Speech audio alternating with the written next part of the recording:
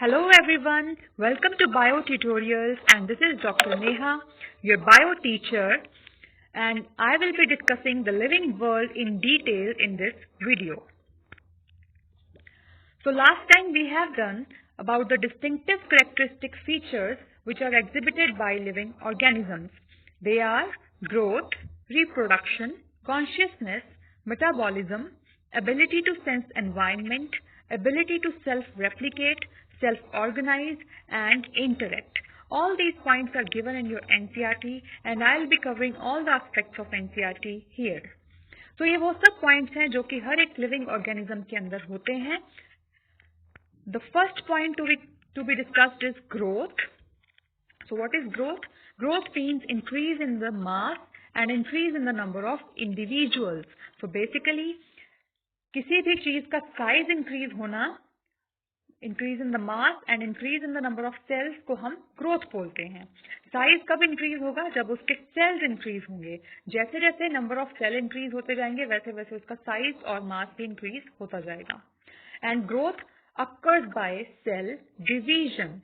Cell जब divide करेगा, एक सेल जो है वो दो सेल में डिवाइड कर रहा है, दो सेल जो बने हैं वो चार में डिवाइड करेंगे, ऐसे करते करते सेल मल्टीप्लाई हो रहा है, मतलब सेल का नंबर इंक्रीज हो रहा है. तो cell division is equal to cell multiplication. दूसरी चीज जो हमने ग्रोथ के अंदर पढ़नी है कि जो लिविंग थिंग्स हैं उनमें कैसी ग्रोथ हो रही है, नॉन लिविंग थिंग्स में कैसी ग्रोथ हो रही है. Yes, growth also occurs in non living things. कैसे, वो अभी पढ़ते हैं. लिविंग थिंग्स के अंदर कैसे ग्रोथ हो रही है? Growth is internal. Growth is internal means जैसे कोई बेबी प्रोड्यूस होता है, बेबी पैदा होता है, तो वो धीरे धीरे उसके बॉडी के अंदर ग्रोथ होती रहती है, जिससे उसका साइज इंक्रीज होता है, उसकी हाइट इंक्रीज हो रही है, उसके ऑर्गन्स के साइज इंक्रीज हो रहे हैं. ऐसे ही कोई प्लांट है, जब प्लांट एक छोटा सा प्लांट होता है, पौधा होता है, तो वो धीरे धीरे इंक्रीज होता जा रहा है इनटू इट्स हाइट में इंक्रीज हो रहा है और उसके साइज में इंक्रीज होता जा रहा है. तो ये जो ग्रोथ हो रही है उनके अपने बॉडी सिस्टम के अंदर से हो रही है. This growth is from with in and growth जो है इंटरनल है. बट नॉन लिविंग थिंग्स के अंदर जो ग्रोथ दिखाई देती है वो एक्सटर्नल है. जैसे कि एक माउंटेन है छोटा सा, उसके ऊपर कुछ चीजें डिपॉजिट होती जा रही हैं, मिट्टी या कुछ भी डिपॉजिट होता जा रहा है, उससे उसका साइज बढ़ता जा रहा है. ऐसे ही सैंड मोल्ड होते हैं, जो जैसे कोई छोटी सी मिट्टी की ढेरी है, उसके ऊपर और मिट्टी आके बैठी जा रही है, तो उसका साइज भी इंक्रीज होता जा रहा है, जिससे सैंड मोल्ड बन गया है. But this accumulation is not from with in. ये जो ग्रोथ हो रही है, ग्रोथ का मतलब क्या था? इंक्रीज इन द मास. तो यहाँ पे भी मास बढ़ रहा है, यहाँ पे भी साइज बढ़ रहा है, बट बाहर से बढ़ रहा है, अक्यूमुलेशन से बढ़ रहा है, किसी भी चीज डिपॉजिट जो हो रही है उसकी वजह से बढ़ रहा है. तो this is external growth and it is not from with in. Then the next thing which you must know in this growth point कि मल्टी सेल्यूलर ऑर्गेनिज्म और यूनिसेल्यूलर ऑर्गेनिज्म के अंदर कैसी ग्रोथ होती है, ग्रोथ पैटर्न क्या है. दोनों के ही अंदर जो ग्रोथ हो रही है वो सेल डिवीजन से हो रही है. Growth occurs by cell division. But in multicellular organism जो ग्रोथ हो रही है it is separate from reproduction. इसका मतलब क्या है? जैसे मैंने अभी आपको एग्जांपल दिया कि एक छोटा बच्चा जब पैदा हुआ तो उसके अंदर ग्रोथ हो रही है और वो धीरे धीरे बड़ा होता जा रहा है, बट उसके अंदर रिप्रोडक्शन नहीं हो रही है सेम टाइम पे. रिप्रोडक्शन कब होगी? वो रिप्रोडक्शन के लिए कब एबल होगा? जब उसकी एक सर्टेन एज आएगी, प्यूबर्टी के बाद. ऐसे ही जो एनिमल्स हैं उनके अंदर भी जब ग्रोथ हो रही है तो रिप्रोडक्शन नहीं हो रही. प्लांट्स के अंदर भी जब पौधा बड़ा होता जा रहा है तो उसकी रिप्रोडक्शन नहीं हो रही है, सिर्फ ग्रोथ हो रही है. रिप्रोडक्शन कब होती है? जब उसका एक मैच्योरिटी लेवल आता है तब. But in case of unicellular organism, unicellular मतलब एक सेल वाला, तो एक ऑर्गेनिज्म मतलब एक सेल का बना हुआ ऑर्गेनिज्म, वो जो होता है उसके अंदर growth is synonymous to reproduction. इसका मतलब जो वो एक सिंगल सेल है जब वो डिवाइड करेगा, अब ग्रोथ कैसे होती है? डिवीजन से, सेल डिवीजन से. तो जब सेल डिवाइड करेगा तो वो दो में कन्वर्ट हो गया और वो जो दो सेल्स बनते हैं उनको हम बोलते हैं डॉटर सेल्स. दो cells are known as two daughter sales.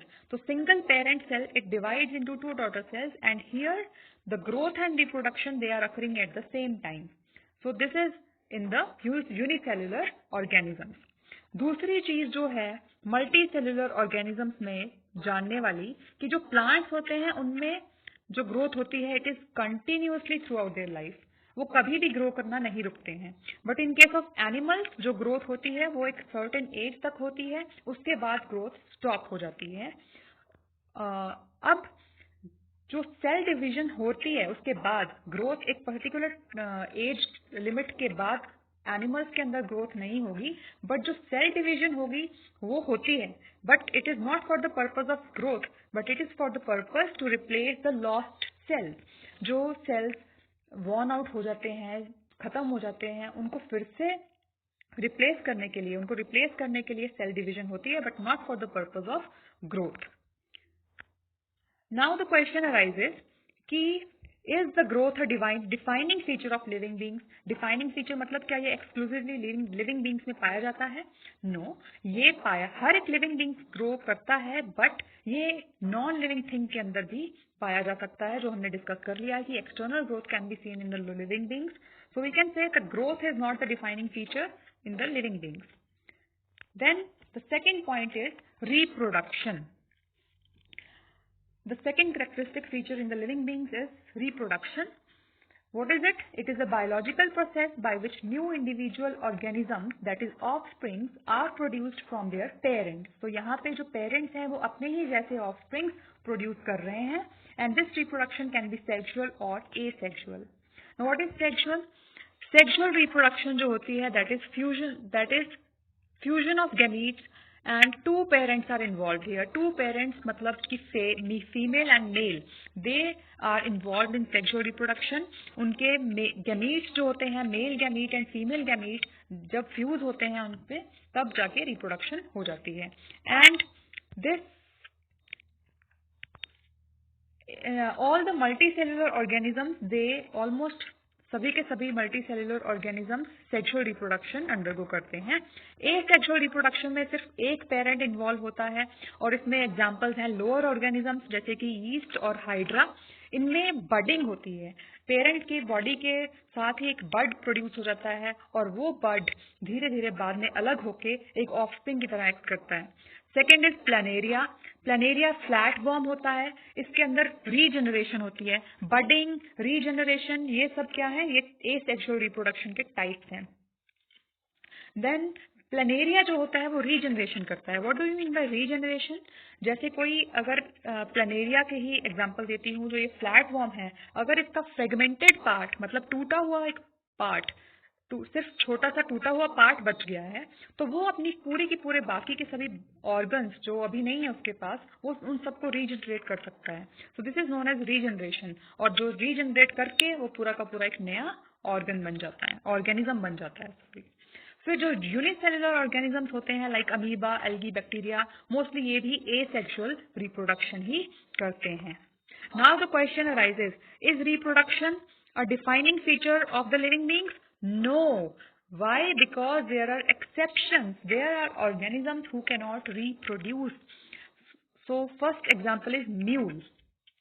What is mule? Mule जो होता है, it is a interspecific hybrid. Interspecific hybrid means दो स्पीशीज, दो डिफरेंट स्पीशीज को अगर मेट करा के जो ऑफस्प्रिंग प्रोड्यूस होता है उसको इंटरस्पेसिफिक हाइब्रिड बोलते हैं। और म्यूल जो है it is a interspecific hybrid of donkey and horse. So mule जो है वो स्टेराइल होता है, अगर एक म्यूल को दूसरे म्यूल के साथ हम मेटिंग करवाते हैं तो भी उनके ऑफस्प्रिंग्स नहीं होंगे। Worker bee, the second example is worker bee. Worker bee किसके अंदर आती है, किसकी फैमिली के अंदर होती है? हनी बी के फैमिली में होती है। हनी बी की फैमिली में तीन ग्रुप्स होते हैं। The first is the queen who lay eggs, जो कि रिप्रोड्यूस करती है। The second is drone who are males, and worker bee, third group is the worker bee. They are females but all are sterile, they cannot reproduce. The third is infertile couples. There are many infertile couples. अगर human beings के अंदर भी कुछ couples होते हैं जिनके बच्चे नहीं हो पाते हैं ड्यू टू सर्टेन रीजंस, तो ये infertile couples, worker bee, mule, ये सब क्या है? जिंदा है। Obviously they are living beings but they cannot reproduce. That is why reproduction is not a defining feature of living beings. So today we have discussed the 2 points, and the other points I will discuss them in the other video. Thank you so much. Please like and subscribe.